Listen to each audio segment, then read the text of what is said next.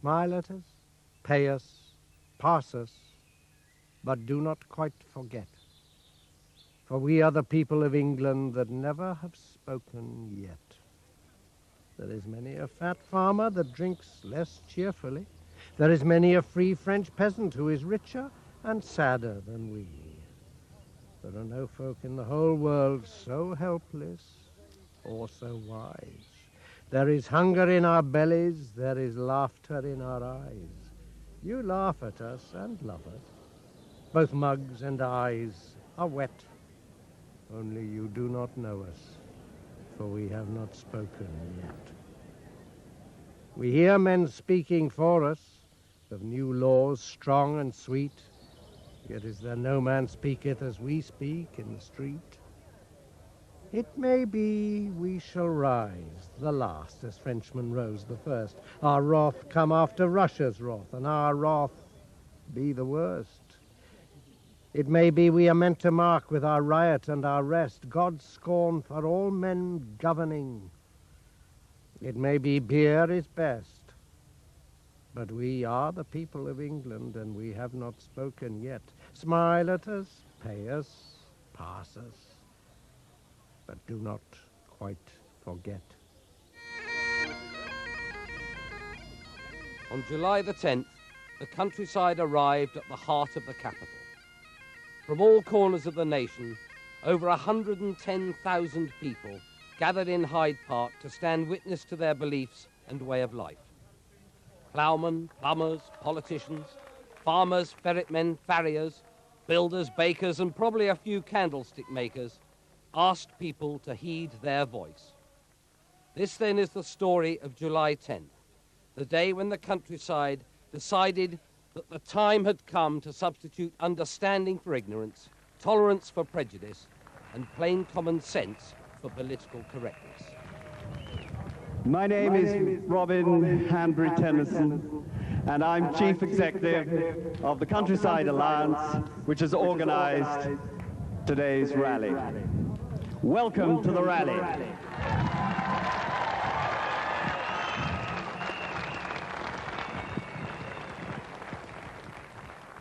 "1,000 coaches, 12 trains, 5 aircraft, the Eurostar. Tens of thousands of people have come to join us from all over Britain. Many have walked over 400 miles to be here.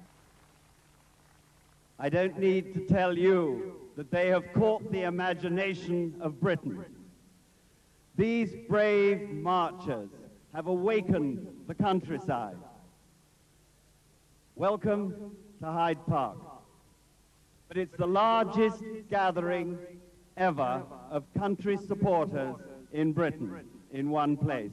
It's one of the largest gatherings ever here in London.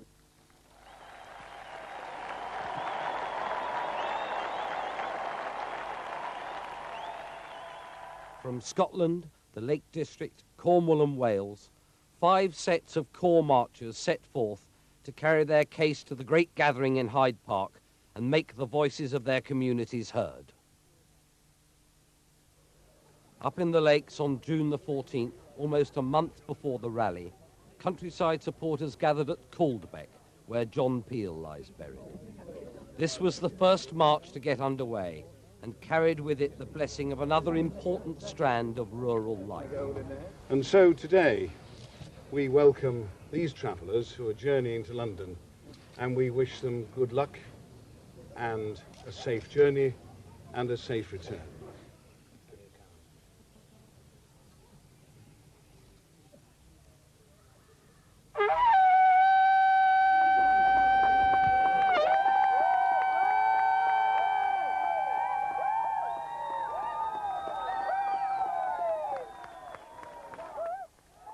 Cheers and heartfelt high hopes accompanied Barry Todhunter, huntsman of the Blencathra, as he led a broad alliance of country people off on the arduous trek south. I've decided to march because I think it's terribly important that the voice of the countryside is heard. What's happening so often now is it's the tiny groups but shout very loudly and they're being heard. thousands of people in the countryside have put up very quietly with things going against them for so long, and now it's time that we stood up and really made our voice heard. The huntsmen you'll see today, they're young chaps with young families. In the little villages up here, you need people like that. Once they go, the village school's under threat, the village shop's under threat. So the whole economy is undermined, and very much the social life, because out here in the fells, we don't have nightclubs everywhere, we don't have dance halls. Pretty much most of our social life revolves around the activities of the local hunt. The spectre of decimated rural communities was echoed by Robin Page, farmer, journalist, conservationist and plain speaker, who stressed that the rally was not just about hunting. And what I'm saying to you is that it's the first time I've ever been to London and met normal people.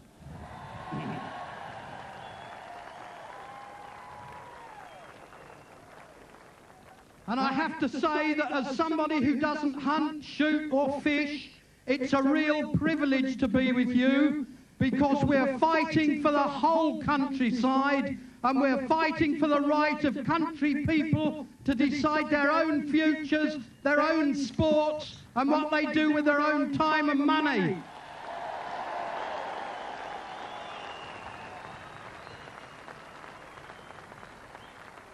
And again, for all those rather dumb journalists, the Daily Mirror especially, it's not just about hunting. It's about what has been done to our villages. It's about the way the pub has been closed, the school has been closed, the shops have been closed, house prices have driven our young people out of the villages. It's the way the small farmer and the family farmer has been driven off the land.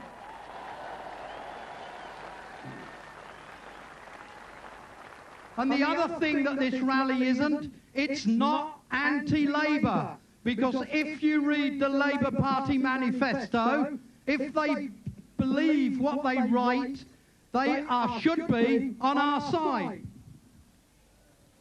They say, we have no intention or desire to replace one set of dogmas by another. What is Michael Foster doing then?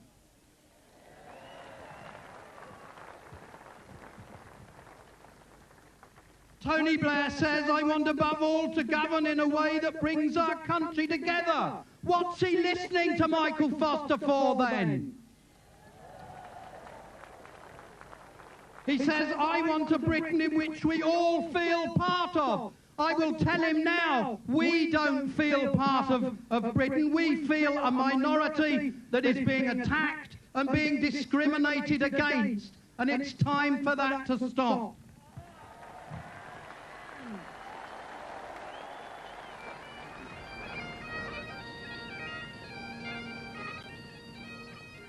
From north of the border, where the hunting of the fox takes place alongside the pursuit of fur, fin and feather, a strong contingent began the 350-mile slog to London. Fishing, stalking and shooting are at the centre of the Scottish rural economy and bring much-needed income, particularly to the Highlands. The big Scottish turnout was not just about sectional field sports interests. They were there to defend a whole rural, economic and social way of life that will begin to be slowly unravelled were Michael Foster's bill to become law. My one statement to the government is we're part of a stakeholder society now.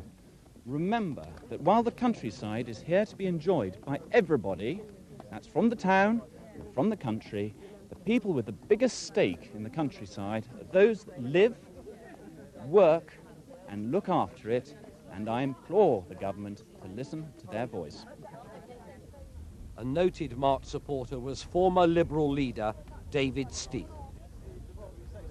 Well, of course, I represented the south of Scotland, the rural area of Scotland, just over the border there, for 3 decades. So I have a natural involvement with the country way of life. And as chairman of the Countryside Movement and now vice chairman of the broader Countryside Alliance, I'm very concerned that we stand up for the whole interests of the countryside, for employment, for the way of life, for the sporting activities. And any dent against any one of these can affect the way of life in the country as a whole. I've never hunted myself, so I'm in a very strong position to argue for stopping the ban, for resisting the ban on hunting, because I've never participated myself, but I do fish. I'm a very keen fisherman, and I do shoot occasionally as well. Well, I've been involved in country sports, I guess now, for something like 25, 30 years. Although I was born in a London flat, and I'm a Londoner, I've always felt there was a countryman in me waiting to get out. The hunter is within all of us. Although we don't like to think that it is, the hunter is within all of us. We were born as hunters, put on this earth as hunters, and we should never lose sight of that fact. What's happening in modern day society is if you take the hunter away from the man in the city and say that he can't go shooting, he can't go fishing, he can't do this, what does he do? Hunts fellow human beings. And we're experiencing that now, and it's going to get worse and worse if we try to suppress the feelings that I feel as a countryman. As everybody knows, or I'd like to think that everybody's aware, anglers in the last 30 or 40 years have been responsible for cleaning up everybody else's mess in this country with regards to rivers. We've turned polluted rivers into clear flowing rivers. We've restored gravel pits into beautiful wildlife habitats. We fill them full of fish so that we can catch them. But because you've got this wonderful ecosystem there, due solely to anglers, everybody benefits. Everybody. Neil Greatrex, president of the Union of Democratic Mine Workers, saw an industry he knew and loved sacrificed on the altar of political ideology. He was adamant that field sports should not suffer a similar squalid fate. Politicians decide things which affect the lives of thousands of people at what seems to be the drop of an hat without thinking through the implications of their actions. I am of the belief that probably more people will be affected in country sport, as was the case in mining, if the ban is implemented. Where is the political or economic sense in achieving this sort of turmoil once again for this country? No matter what politicians say, and most of them lie, more than a busload of poachers.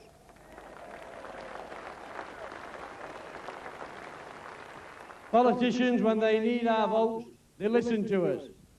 There's a tendency at times like this to resort to deriding personal political politicians. And I can tell you from first-hand experience, it's like water off a duck's back. The only way that we can win this is to be constructive, to be reasoned in our arguments, stick to the main points, and we'll win it. Thank you very much. From the Cotswolds, the voice of the grassroots, farmer and game rearer Glyn Pearman. My passion is for field sports of all sorts. I only wish life was long enough for us to be involved in every one of them. But we have to make choices. I've planted 25 acres of trees on our little farm. I've planted hedges. I've done this because field sports, the countryside, is so important to me.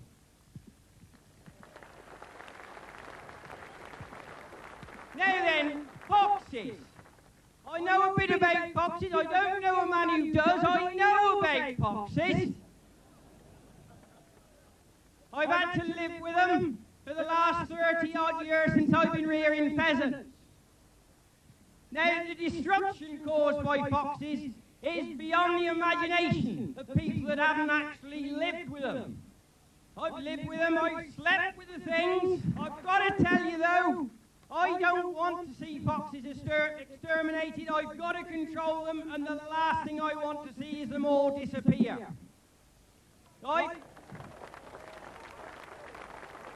I've done everything. I've been the bad lad in the Heathrow country, perhaps. I've done everything in the past to control them. But I'm learning, and I'm learning that the best way, the only humane way, is to hunt these foxes with hounds.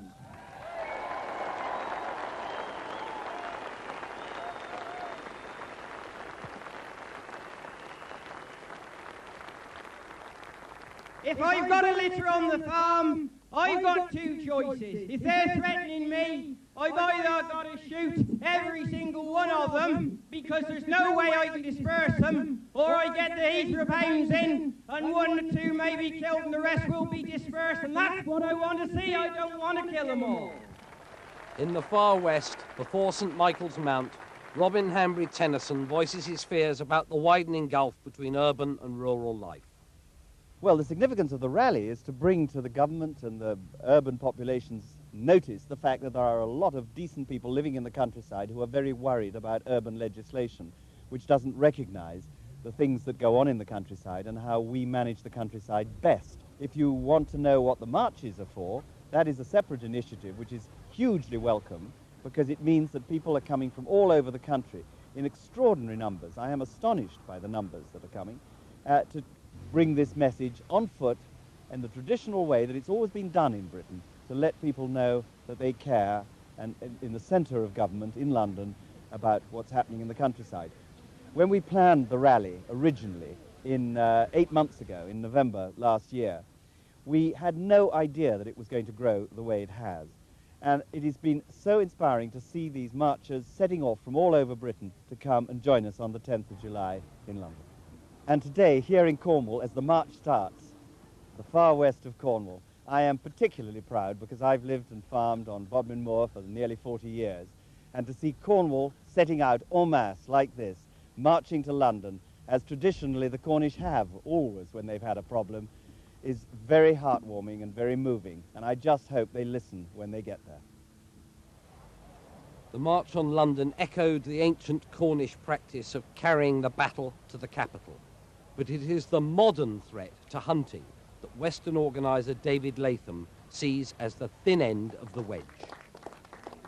We're obviously talking about hunting, and if it moves on from hunting, as I'm quite convinced it will do, because I can show you the literature from the League Against Cruel Sports. I can give you a conversation that I had at Devon County Show this year with 2 league representatives, and they are quite committed that of course they won't sit back. If hunting happens to get banned, then they would undoubtedly move on to the other field sports.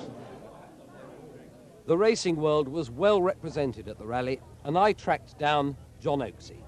Well, Oaks, this great rally is well and truly underway. There's an enormous turnout, and I hear you've been on the march. Yes, and with my legs, you can imagine. Well, you have to take 2 steps, everyone else is 1. It's good effort. Where were you marching and how long? Only just about by the Duke's on his gallops or across his gallops. But the people who I joined had come all the way from, in one case from Cornwall and another 2 cases from Wales, all over Wales. But this rally, it's not only about hunting, is it? It's about a lot of other things. Absolutely not. It says it's about the countryside, and it is. We live in the countryside, and we know that we're governed by a government which is a vast majority urban and urban dwelling, and we feel that in many ways they're imposing their values on us. So how do you change their minds? I mean, is it a question of rational argument, or don't you think you can argue with people who object to country sports?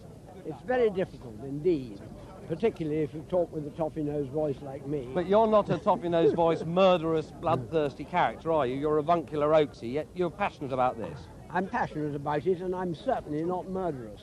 I mean, the only person who looks like getting hurt out hunting is me. Yes, probably very true. But I seriously believe that the fox would be far worse off if hunting was abolished. And the great thing looking around this thing today is that people of every sort in the world are here, of every sort of crime, creed, class, colour, they're all here. Exactly. The theory that it's a class-orientated caper is positive poppycock, isn't it? That was very politely put. It is positive poppycock. Oakes has spoken. For trenchant views pungently expressed, field sports have few more incisive advocates than coursing aficionado and racehorse trainer Sir Mark Prescott. Friends, Londoners, countrymen, lend me your ears. Many thousands of us law-abiding folk with a deep love and understanding of rural life are here because an urban MP, a self-confessed competition angler no less, in a feat of mind-blowing moral gymnastics which must shock even the Houses of Parliament, has brought forward a bill to ban hunting with dogs. Today, gently and politely, we are showing Parliament by force of our numbers and our presence only how strongly we feel that the town and the legislators should not meddle with our way of life.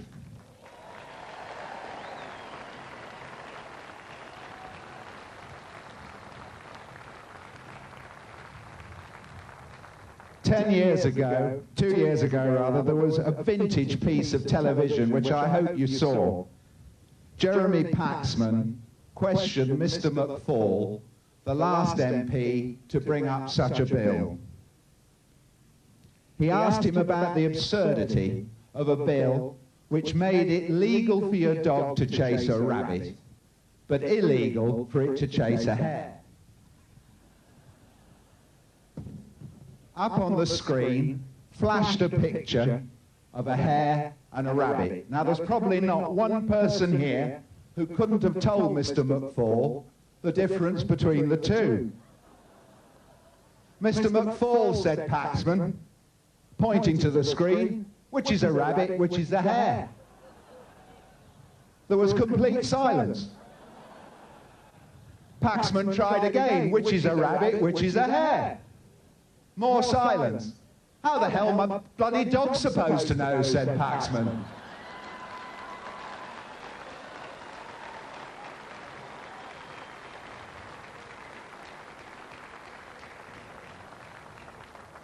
Why should we tolerate such ignorance from those who would legislate and seek to impose their views on us, the countrymen, who are the experts? When the country come to the city, we don't pretend to be experts on urban renewal, inner city link roads, the claustrophobia of high-rise dwellings, or creches for unmarried mothers, because we know absolutely nothing about those topics, as they know absolutely nothing about animals.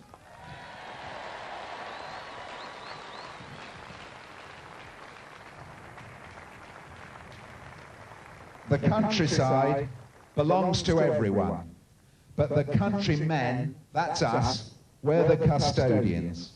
And if these uninformed politicians would come, look and listen, perhaps they might learn. And perhaps they might even learn as much as did the last two highly paid directors of the League Against Cruel Sports. Mr. Corse and Mr. Barrington, having berated us for 13 years and been paid a lot of money to do so, give them their due, in the end, found out enough about it and came out and said they were wrong.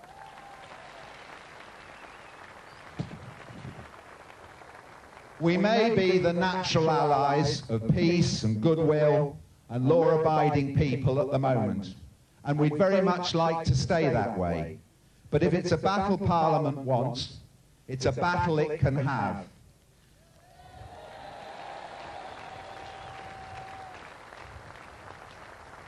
And as that great prize fighter, gentleman Jim Corbett, said to the bare-knuckle champion of the world, John L. Sullivan, just before he knocked him to oblivion, Mr. Sullivan, if you want a battle, you're more than welcome, and it'll be the greatest pleasure of my life. Thank you all very much indeed. The Welsh marchers were led by David Jones, huntsman of the David Davis.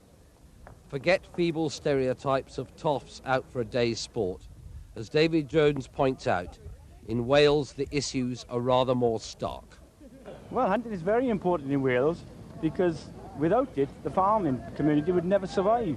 I mean, this season, I was glad to see the season over for the amount of lambing calls I was doing. I mean, I could take you to the one farm, David Richards, the Rathcarno, and he lost 37 lambs before we actually caught the fox who was doing the damage. I mean, that's almost £3,000, you know. I mean, that's make or break to a farmer. And I mean, fox hunting is vital. I mean, he tried every other way to catch that fox. He had snares down, he had people out with a rifle, the lamp at night, he tried everything. And the only way that he was caught was with hounds. Another leading Welsh voice was farmer and huntsman Richard Williams, who insisted people paused for thought before they rushed to judgment. Well, to draw the public's attention to the fact that country sports, and especially fox hunting, are essential to the countryside, the farmers, the landowners. And if they don't listen to this, then, you know, it's just totally ridiculous. They must listen to what we are saying, because we've been farming in the countryside for hundreds of years, our families have. And we know what we're talking about, and we're having all these urban people trying to tell us what to do in the countryside. The message is, listen, come out into the countryside, see what fox hunting is all about, and then make your minds up then. Jeremy Irons, distinguished actor and Oscar winner and supporter of New Labour, challenged Tony Blair to change his mind on hunting.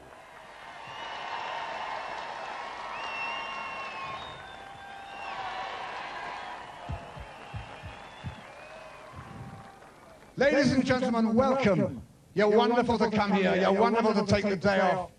It's a fantastic turnout. I'm proud to be one of you. Two months ago, to the relief of many of us, the Labour Party was elected to government with a large majority. During the run-up to the election, I was fortunate enough to get to know the now leader, Tony Blair. One of the things that impressed me enormously about our present Prime Minister was his ability to listen. I hope that today he will listen to our voice, and he will possibly change his mind and that of a large number of his MPs.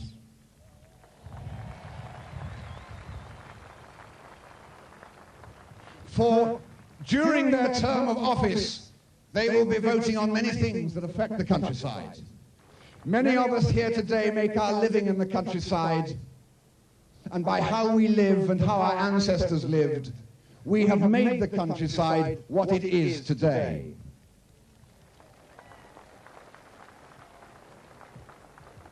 Many others, like myself, live in it and appreciate it for what it is, this green and pleasant land. It is what it is because of what happens there, and what has happened there for hundreds of years. It is, in modern parlance, a balanced ecosystem. And our presence here today is, I think, a signal not to meddle for politically correct reasons with that balance.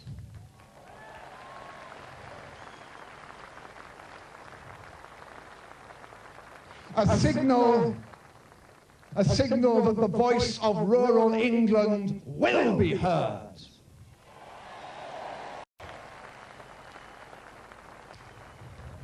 A signal to leave our countryside alone. Another fine actor, Robert Hardy, conjured up a compelling vision of how the countryside would be diminished and demeaned if it passed from the control of those who know it and have nurtured it for generations.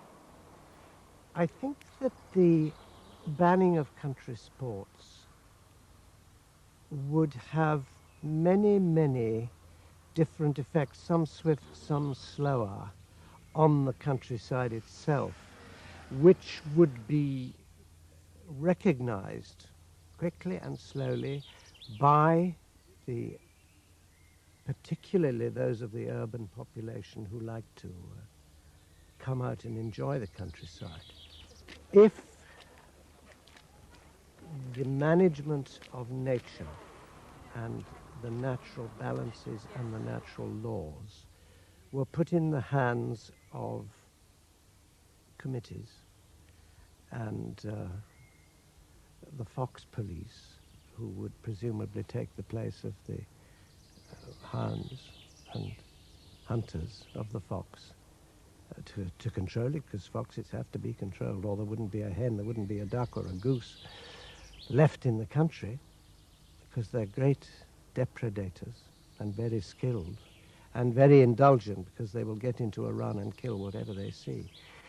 If it is the future that the country will be run by committee, then there will not be the care taken of the covers, the hedgerows, the woodlands. Except for purely commercial reasons, the country will begin to look more and more as it would be run for commercial profit only.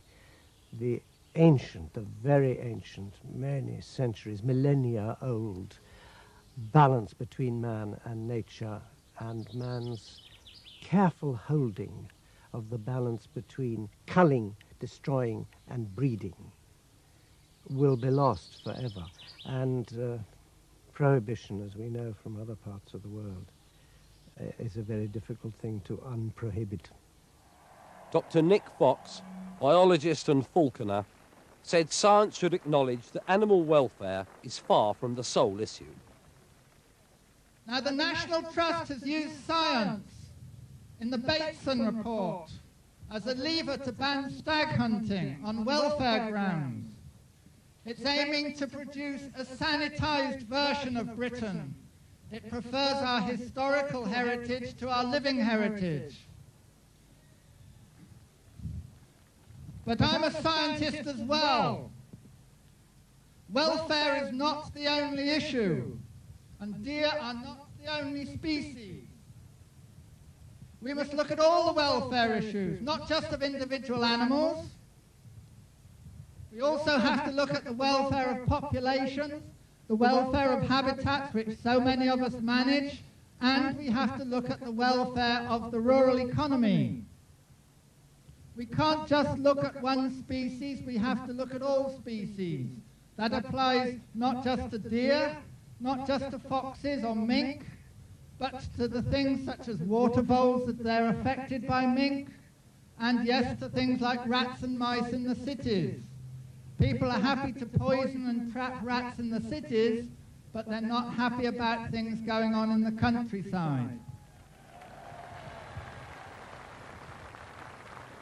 Three prominent sporting figures gave their support to the cause. Well, I think, first of all, you know, there are a lot of people that get employed through country sports, and if they take that away, there are going to be a lot of people without jobs. And I think the countryside is not going to be protected, because people don't realize that people that are involved in country sports look after the countryside and help maintain it.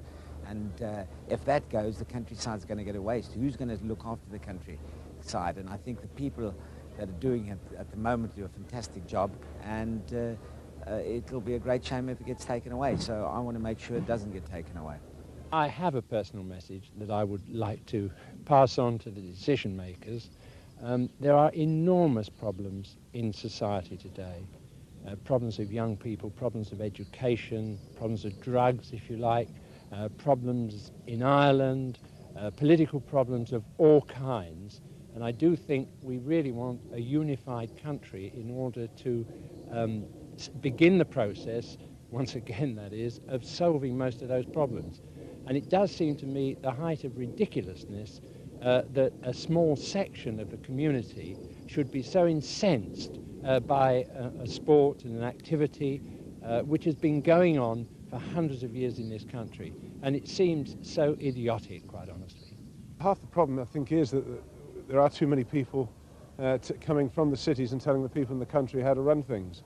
It is a worry. I don't go into the city and tell them how to run their business, and I really think that people who live in the city should enjoy the countryside when they get a chance to go out there, enjoy the rivers, appreciate what the National River Authorities do, what the gamekeepers, what all the Protect the Wildlife Society, what everyone does out in the country. Go out there and enjoy it. It's there to be enjoyed. But please don't tell us how to run it.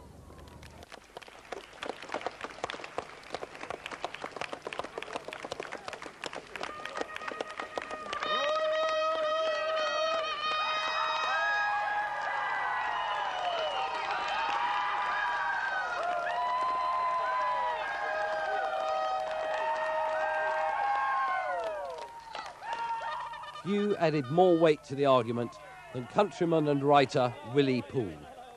There is nothing particularly sylph-like about Mr. Poole, but his patience has worn distinctly thin. My lords, ladies and gentlemen, I shall be brief. I shall be brief because I am sick.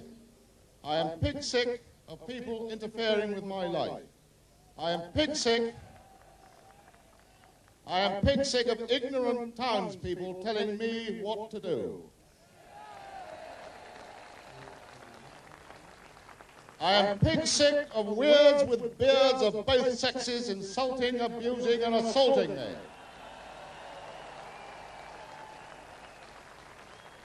Why should we have to justify our ancient way of life to these frightful people with their nasty urban habits?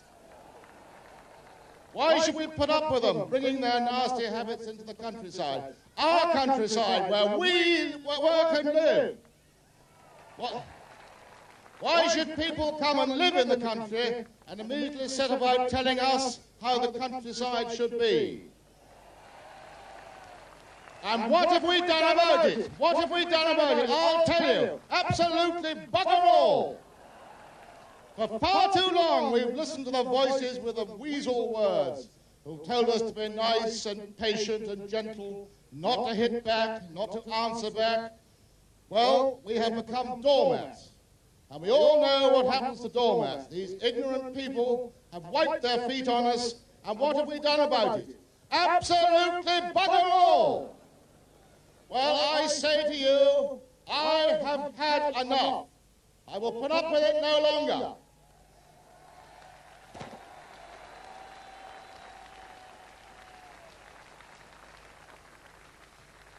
I am going to start fighting back. I am sick and tired of being polite and reasonable and turning the other cheek only to get a boot in it. From now on, I shall return blows and abuse with compound interest. This seems to be the only sort of argument these people understand. Let them as comes into our countryside fit in with our ways, or let them go back to their cities. We don't want them.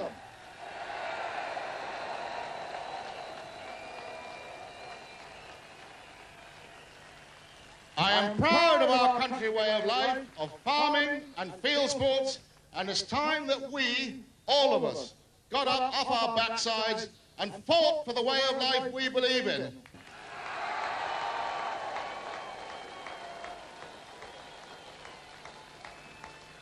We must fight and fight and fight again. Thank you.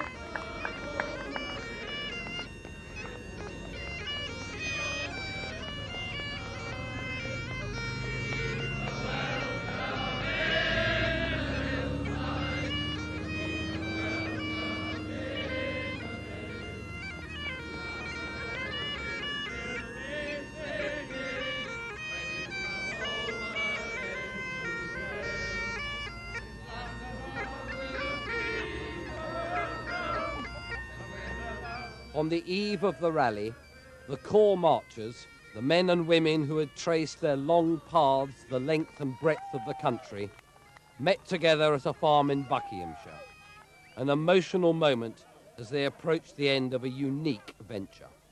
How about a round of applause for all the corps walkers? Hip hip! Hooray! Hip hip! Hooray! Hip hip! Hooray! This march has been their march. It's been supported by a huge number of people across the country, but it has been the corps walkers' march, all the way from Scotland, from Wales, from the Lake District, from South Wales, and from Cornwall. The idea started with Mark Miller Mundy. It was his inspiration, his initiative, and it started round a kitchen table in Oxfordshire, and from there it has grown. It's grown and it's developed because of the enormous amount of enthusiasm, and because what we have been doing, walking across the country, what these men and women have been doing, has been right. They feel right in their hearts that it is absolutely right for this country. They've walked, some of them, Well, in total, something like 1,400 miles. We've had 65 walking days to organise, and the help and the support as we have come across the country has been phenomenal. The welfare of these men and women has been looked after to the nth degree. They've been fed, they've been watered, they've had physio treatment, they've had their medication, and they've been looked after superbly. And this is all going to culminate in the Countryside Rally tomorrow, Thursday, 10th of July in Hyde Park, where they will be joined by tens of thousands of people. From David Bellamy, our best known and most popular voice for conservation, came an impassioned plea for the maintenance of the ancient fabric of the countryside and for the diversity that underpins its uniqueness. Yesterday I was in Pembrokeshire. There was no one there. They'd all come to London. And I've come to join them and back them as hard as I possibly can. 8,000 years ago, Britain was covered with forest. It was a bloody marvellous place for woodpeckers, but pretty awful for people. And it was pretty awful not just for people, but for wildflowers and all the wildlife which we now have come to understand is the British countryside. And you have put it there, and you have maintained it there ever since. That countryside with its copses, with its meadows, with its wildflower water meadows, with its meandering streams, with its pastures, that has been put there by generation after generation of farming families.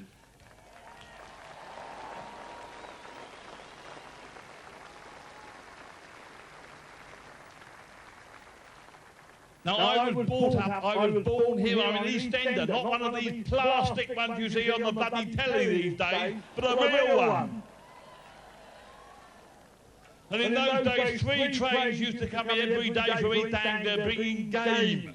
And they brought them, they were sustainably harvesting the great estates on the farms out there, and it came here for us to eat. I could get on my bike and cycle down to Brighton through a bite-sized, biodiverse countryside, and I was made welcome in every farm as I went.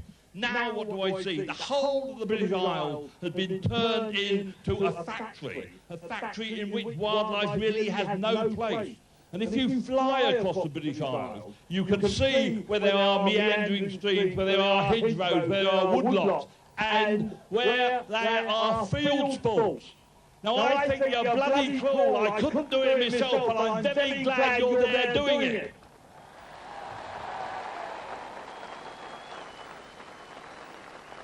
Because the real cruelty are the battery hens and the field crates and the whole of the factory farming. Ladies and gentlemen of the British Isles, if you want to see compassion in farming, there it is.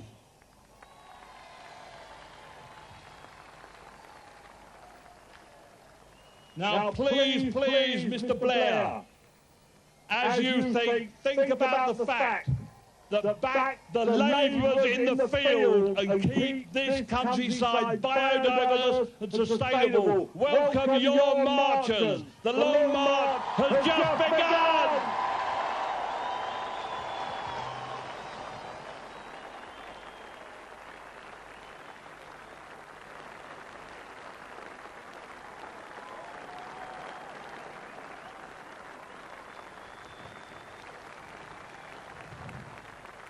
Well done.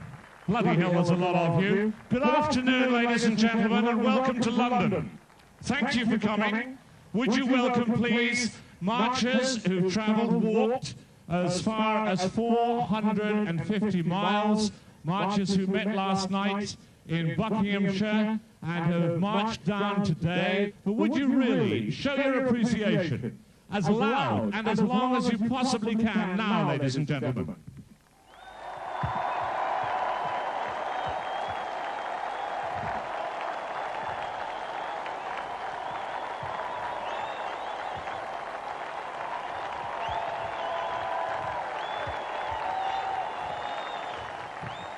They've come from Scotland, from Wales, from Cornwall, from all over the country to the Countryside Rally. Oh, what a pity shame. Someone is trying to ban country sports again. Why must they interfere with the running of the land when the countryside is something they just don't understand? But we know the glory of the countryside, the glory of the beasts there that swim and run and fly. It's us who preserve the woodlands, the rivers and the hills, and if they'll only let us, then we always will, 'cause we are the guardians, the keepers of the land, and we know what would happen if country sports were banned. Who would replace the management and care that we provide? It would mean the raping of our countryside, 'cause the environment needs management each and every day. And we're the ones who do the work, and we're the ones who pay. Landscape and wildlife of all sorts, we owe them all to country sports, we do. We owe them all to country sports. We know the glory of the countryside, the glory of the beasts there that swim and run and fly. It's us who preserve the woodlands, the rivers and the hills, and if they'll only let us, then we always will, 'cause we are the guardians, the keepers of the land, and we know what would happen if country sports were banned. For landscape and wildlife of all sorts, the future lies with country sports, it does. The future lies with country sports.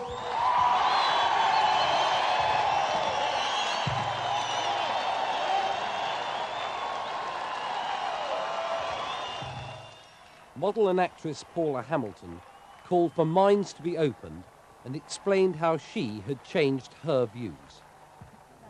I very much believe in the issue that's been discussed here today. I think there's been a lot of contempt prior to investigation. I myself used to be anti-fox. I used to be anti-fox hunting, and that was my own contempt prior to investigation. And I was sat down by some farmers in Oxfordshire who actually explained to me in a very kind manner a couple of years ago something I didn't understand at all. And yet I had my own charity called Task Force for the Conservation of Elephants in Africa. And I think I'm very grateful to them, because it opened my eyes up more and more and more, and brought me closer to the country, if it makes any sense. Former Deputy Prime Minister Michael Heseltine painted a vivid picture of the grim consequences that would follow Michael Foster's bill. No fair-minded government, no one interested in the tolerances and the freedoms of our people can ignore what I am looking at in front of me now.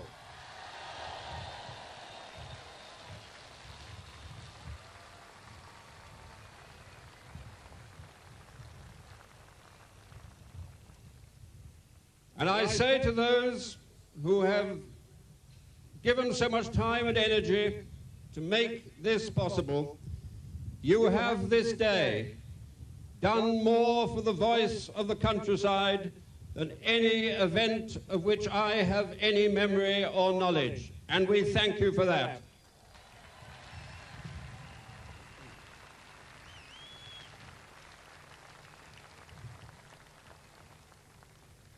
I have never been hunting in my life, but there are 3 reasons why I will join those who will use every parliamentary device to prevent this bill becoming law. First, it would not save the life of a single fox.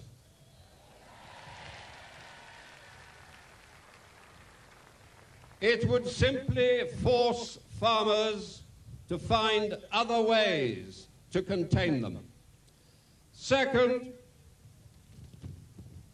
the people behind this law will not be satisfied by its enactment. The next targets would be angling, fishing, and shooting.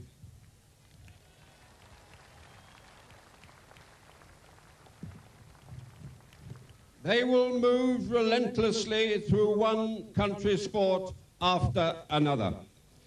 Third, and for me above all else, this law would undermine rural communities.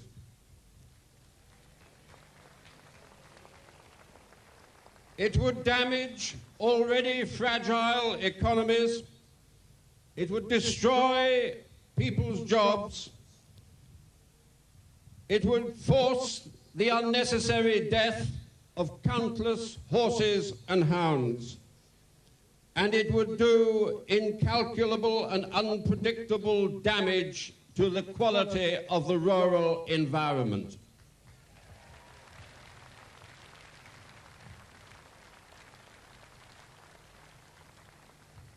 Because this law adds up to a vicious onslaught on a treasured tradition of rural life. For no reason beyond the satisfaction of the bigotry and prejudice of people whose concept of rural life owes more to Walt Disney than to any other real appreciation of the world as it is.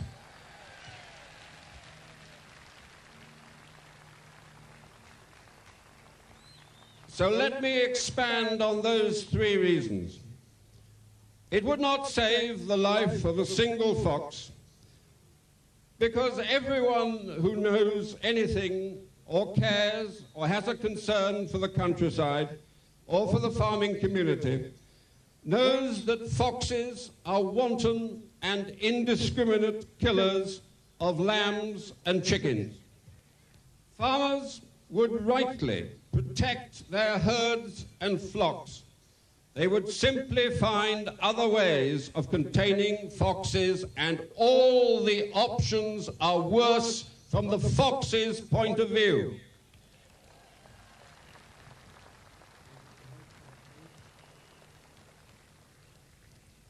I think it might be fair to say that if we'd invited the foxes here today, they would have been on our side of the argument.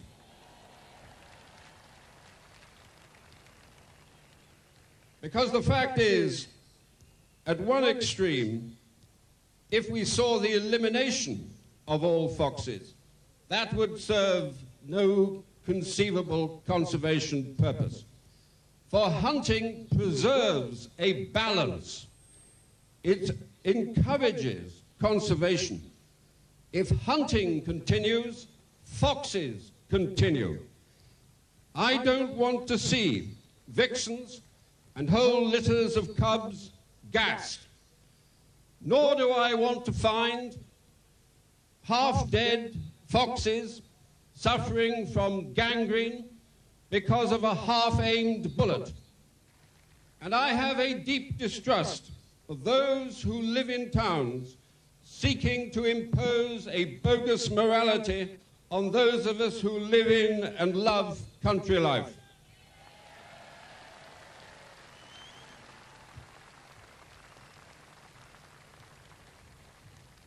There is no intellectual case which says that you can contain the arguments against hunting to the hunting of foxes or deer, and yet tolerate the shooting of game birds or the catching of fish. The battles that we are fighting against this law is exactly the battle we would have to fight as the voracious appetite of the towns was then moved into the elimination of angling, fishing, and shooting. And that is why this rally is so important in demonstrating the support of so many of us who actually don't hunt ourselves, but are appalled at the intolerable precedent that the passage of this law would represent.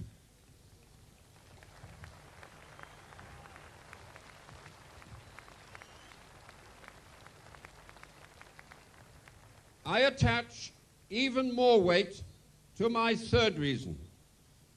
The countryside is about community. Indeed, I cannot help reflect as I listen to those of the anti-hunting activists, that if they spent a little more of their time trying to create community life in the cities and the towns where they live,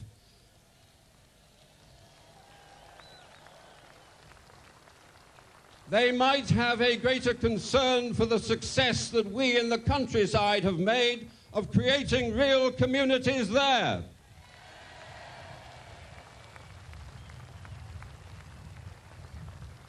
We are here for one very simply expressed reason. We just want to be left alone.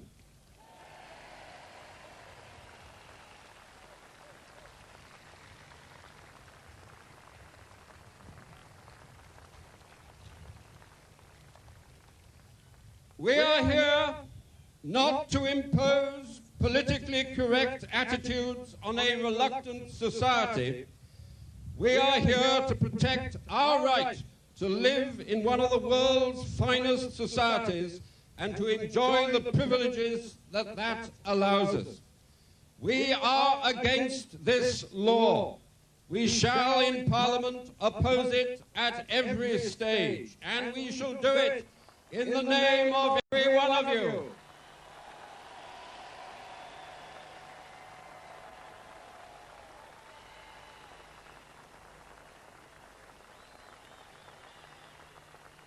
We shall fight it because we in the countryside are determined to protect our rights to be heard. We shall fight it because it represents an intolerance out of character with the finest traditions of British freedom and British tolerance. Thank you very much.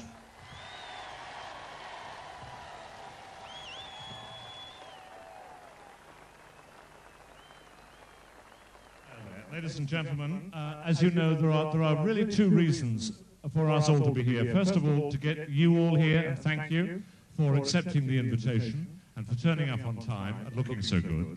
Secondly, to send a delegation to number 10 to voice our concern about the schism that exists between, and the growing schism at that Michael Heseltine has talked about, that exists between the countryside and the town. So our number 10 delegation going to the Prime Minister, will be leaving very shortly. Would you welcome them on stage, please?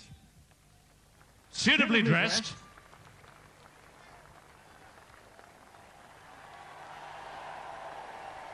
I thought you'd be pleased.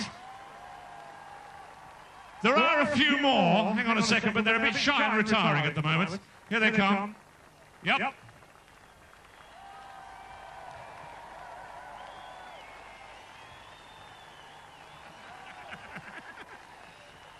Hello.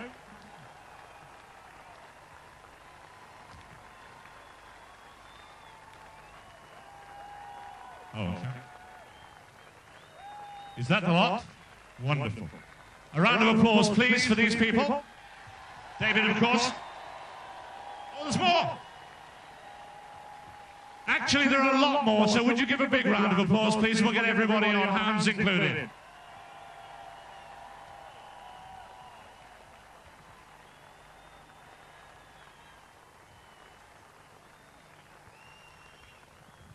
These really are the stars today, ladies and gentlemen. They are the people who make their living and support us as much as hopefully we support them. We salute you. We wish you luck at number 10.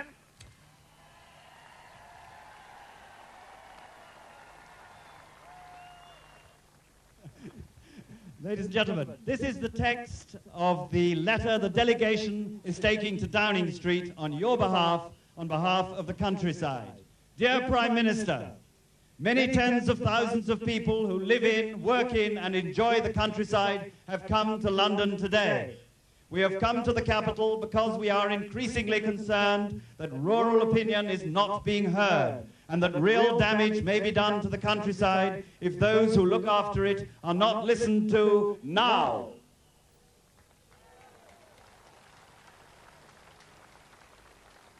Such is the strength of feeling that many of us have walked from Scotland, the North, Wales and Cornwall. The response from the public during our journey has been overwhelming in its support for our cause. For most of us who have marched here, our jobs, our homes, and our families' livelihoods in the rural areas are at stake. Prime Minister, we look to you and the government to safeguard them.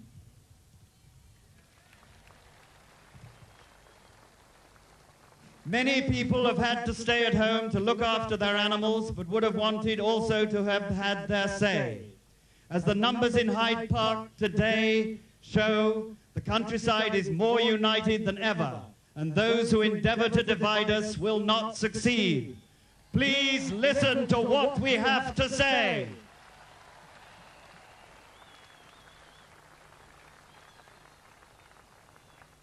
Country people are part of the one nation you wish to create. We who care for the countryside will support you in your goal. Our way of life is distinct and is integral to the well-being of the rural areas of Britain. We, in turn, look to Her Majesty's government and Parliament to safeguard our rural future. May we count on you to ensure that our nation is not divided.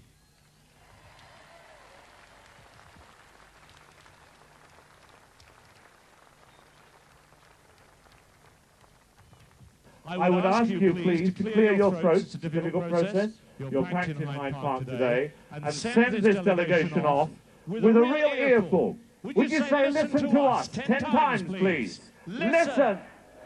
Louder! Louder!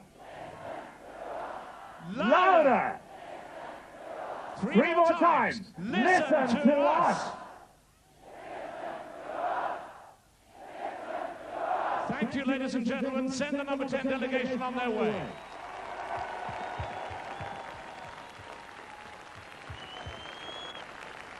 Best-selling novelist Frederick Forsyth respectfully reminded Tony Blair that he was now Prime Minister of a land of exceptional natural beauty, but that he owed those who had looked after it so faithfully a fair and unprejudiced hearing. Prime Minister, you inherited on May the 1st the most beautiful and the richest in wildlife rural environment in Europe, by miles and with no exceptions.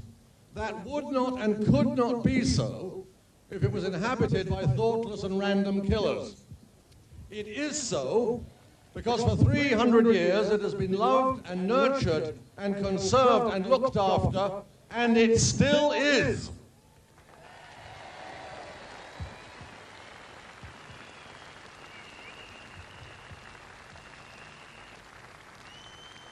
If you would give us, Prime Minister, the people of the countryside, a chance, we could prove it to you. But you won't. So I say to you this, sir, you have the power. You can run this country as a parliamentary democracy the way you promised, with consultation and cooperation and for all its people, or you can run it as an elective dictatorship. And we, sir, are awaiting your answer.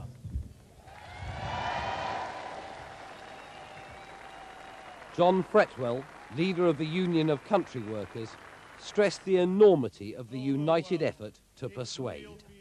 Never before has an organisation representing country sports so completely captured the imagination of solid, decent, law-abiding people who actually live and work in the British countryside and who rely on the countryside from their living.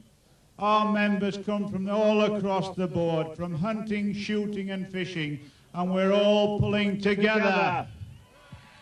David Jones, on the bus to Downing Street, spoke with simple eloquence about the degree to which the countryside believes itself under fire and feels beleaguered by forces that do not understand it. I think it's shown the city people that we care an awful lot about our countryside. And the countryside is in the state it's in because we look after it. And I think the sooner the city people realise that, the better. There's lots of reasons why we marched to London, to the rally. I mean, the reason I marched is because I'm going to lose my job. And I'm a huntsman who controls foxes in a sheep farming area. Other people walk to London because our hospitals are closed, our cottage hospitals. Our ambulance service is now controlled from Pontypool, and they just couldn't give a damn about the countryside anymore. And I think it's time that the city people and the government put some ministers in charge to control the country and let them get on with city life, because we live a different life. We do live a different life to them, and I think it's just time to realise that. Welsh Liberal Democrat MP Lembit Opik asked Tony Blair and Michael Foster to look, listen and learn. Foxes may look cuddly and sweet, but so does Mike Foster, and let's face it, they're both a bit of a pest.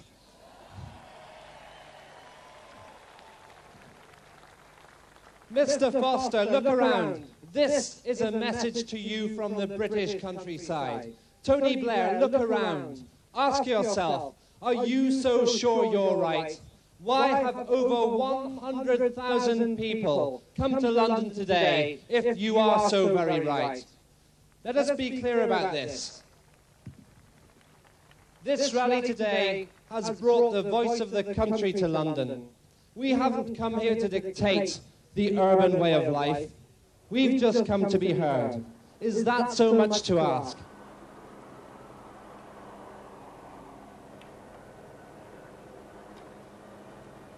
Ladies and gentlemen, the delegation has arrived in Downing Street. Strangely enough, the letter that I read out to you earlier crossed with one in the post to us. Because we're running rather late, I'm not going to read it all to you, but it's from the Minister of Agriculture, Jack Cunningham, and it finishes with the encouraging sentence, I am determined that the comments of people living and working in the countryside will be high on the government's agenda.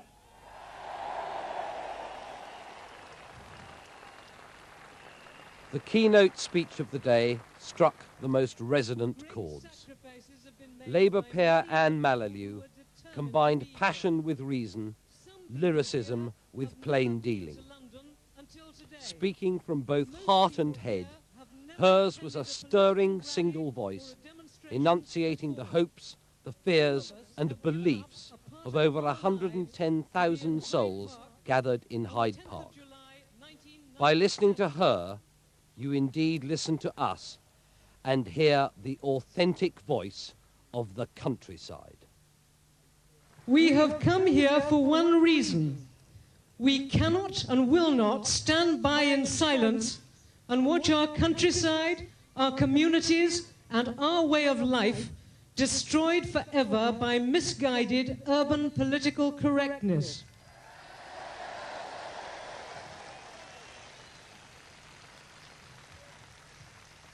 This rally is not just about hunting. Many, perhaps most of those here today don't hunt themselves. It's about freedom, the freedom of people to choose how to live their own lives. It's about the tolerance of minorities, and sadly those who live and work in our countryside are minority here today. And above all, it's about listening to and respecting the views of other people of which you may personally disapprove. Many people don't want to fish or shoot or hunt. Some people dislike those things. Let them try to persuade those who disagree with them by reasoned argument, but do not try to pass laws to make those you fail to convince into criminals.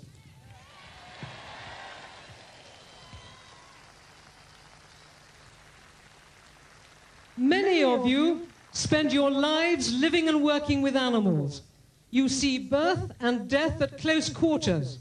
It's you who take the hard decisions, you who bear the responsibility day in and day out and do the sheer hard work.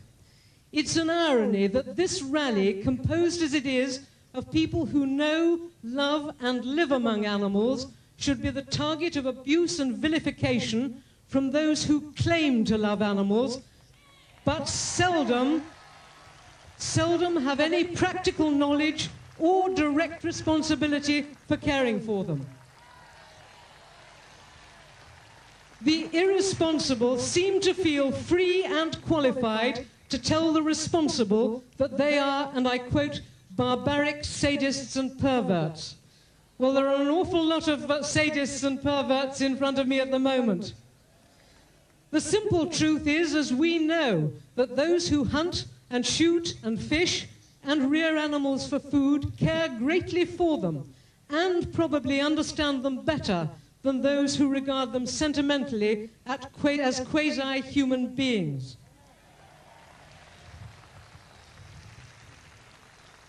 Those who farm, those who take part in country sports created and maintain much of our countryside.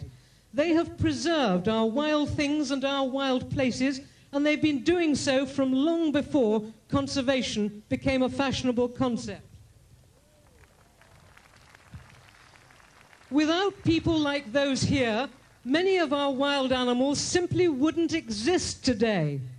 The strong, healthy herds of red deer in the rest country, the finest in the land, are there because those who hunt have been their guardians and protectors over generations. Those people this year have borne the brunt of the abuse which has been heaped upon all of us. Take away the protection of those deer and you sign their death warrant. The countryside faces a new and immediate threat, a very new MP who will try to criminalize many of those of us here today. What a tragedy that a bill which is divisive and damaging to our nation should be introduced at a time when its mood, having elected a new government, is one of optimism and desire for cooperation, not confrontation. Do those who intend to support this legislation either understand or care that banning hunting would lead to more animals suffering prolonged death and serious injury? Do they know or care that in some areas it's the hunt which is on call 24 hours a day and provides the only quick and humane means of ending the suffering of casualty farm animals and horses? Do they know or care that no one else but the hunt will collect and dispose of unwanted carcasses free or at cost? That 16,500 jobs, many of them of people here, depend on hunting, and some 63,000 more in part? Do they care that 50,000 horses and nearly 20,000 hounds would become redundant overnight with consequences which don't need to be spelt out? And that £100 million worth of business would be lost to the rural economy? Now, all those things are important, but so is what I'm going to say next.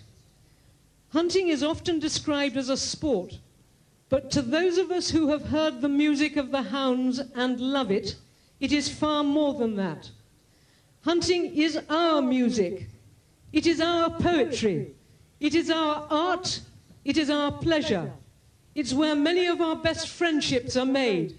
It's our community. It's our whole way of life.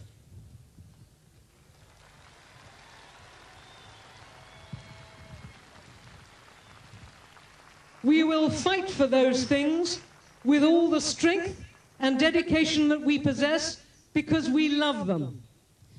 Tony Blair has said he will govern on behalf of the whole nation.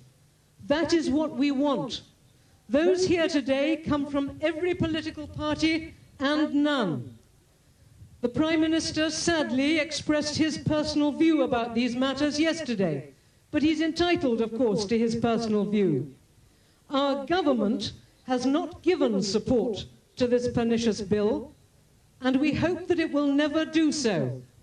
Our task must be to persuade the individual MPs of all parties that what they propose to do would be damaging and wrong.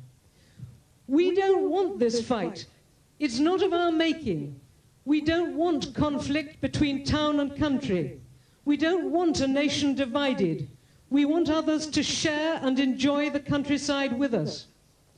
To all our newly elected members of Parliament of all parties, including the Prime Minister, we say this: we elected you in the hope that you would provide more of our people with new and better opportunities to do more with their lives.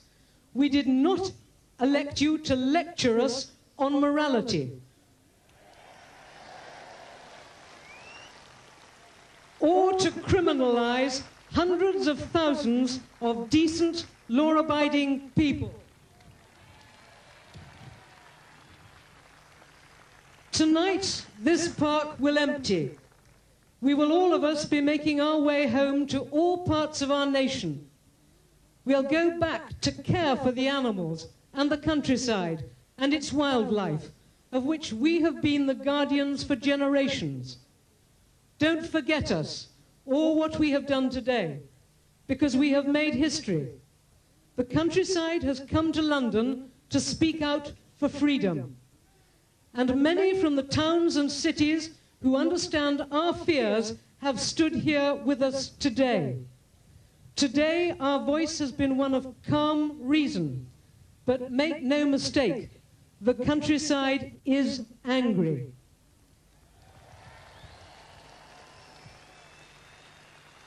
I hope that we are not on the eve of a battle. We don't want one. But if there is one, the countryside will fight back, and the countryside will win.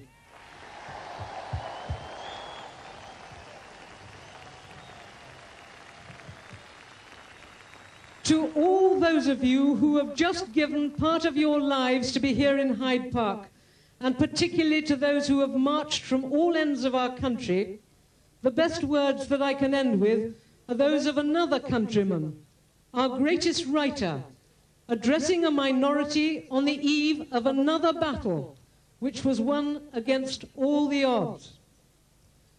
From this day to the ending of the world, but we in it shall be remembered. We few, we happy few, we band of brothers. For he today that sheds his blood with me shall be my brother. Be he ne'er so vile, this day shall gentle his condition. And gentlemen in England, now abed, shall think themselves accursed they were not here, and hold their manhood cheap, whilst any speaks that fought with us upon the 10th of July, 1997.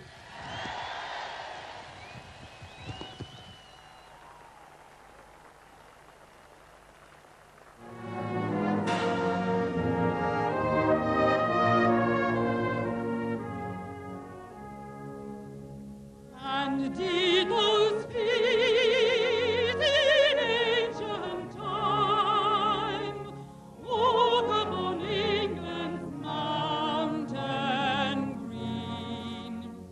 And was the holy Lamb of God on England's pleasant pastures seen?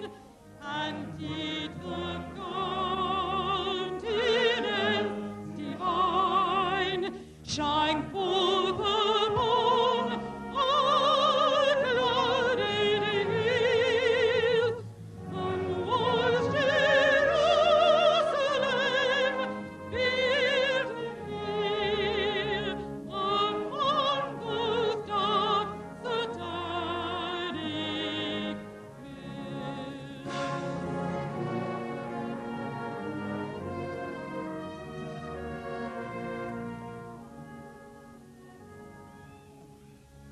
Bring me my bow, burning gold.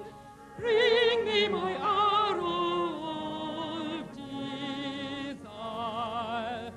Bring me my spear, all clouds unfold. Bring me my chariot of fire. I will not cease from whence I, nor shall